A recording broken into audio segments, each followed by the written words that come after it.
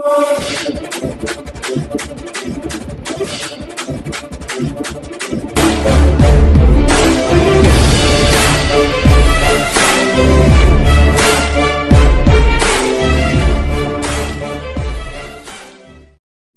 Para Hindustan news channel में आपका हार्दिक स्वागत है। खबर महम कस्बे से। पूर्व मंत्री आनंद सिंह डांगी ने महम कार्यालय में की प्रेस कॉन्फ्रेंस। कांग्रेस के पूर्व विधायक रहे हैं आनंद सिंह डांगी। गाड़ी चोरी मामले में कहा, चोर चोर मुसेरे भाई।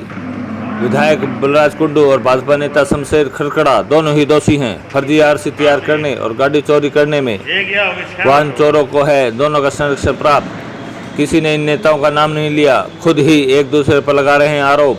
आनंद सिंह डांगी ने किसानों व पीटीआई टीचरों के मुद्दे पर सरकार को घेरा। गेस्ट टीचरों का हवाला दे। डांगी ने की बर्खास्त पीटीआई टीचरों को सरकार से पुनः नौकरी पर लेने की मांग।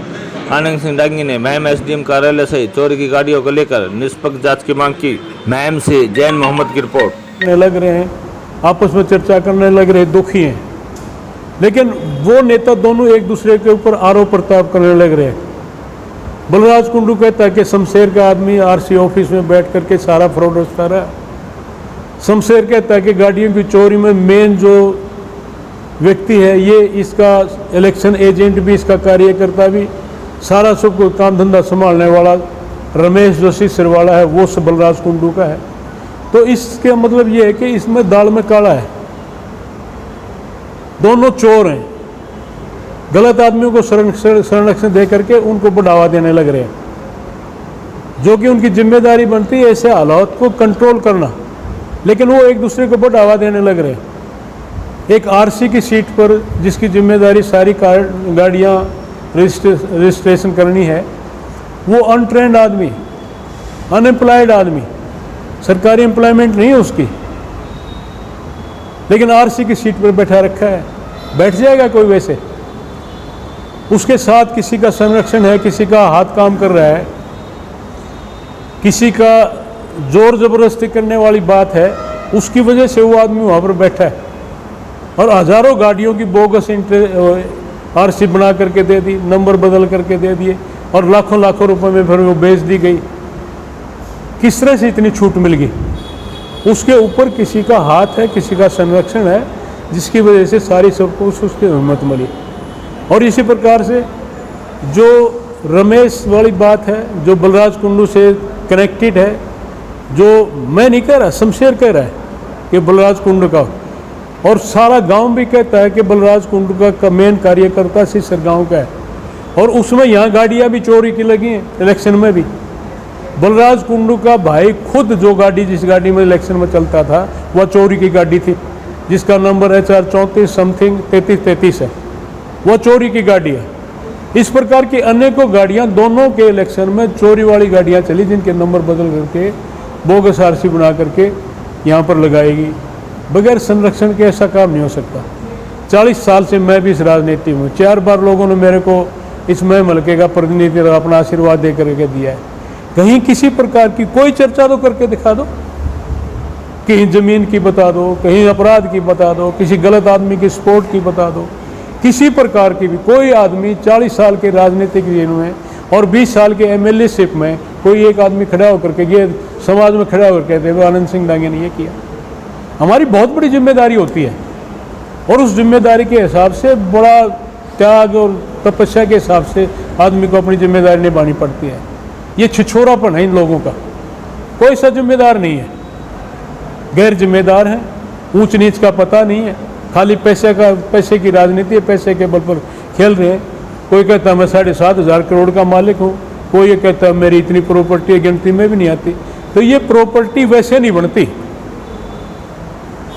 2 नंबर के काम से बनती है, और ये 2 नंबर के होने लग रहे हैं। तो आप क्या चाहते हैं?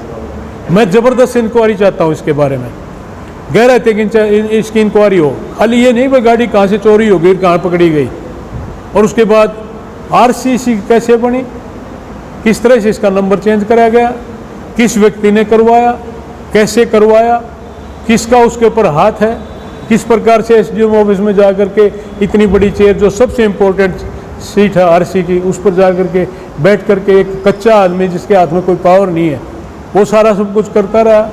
ये छोटी बात नहीं है।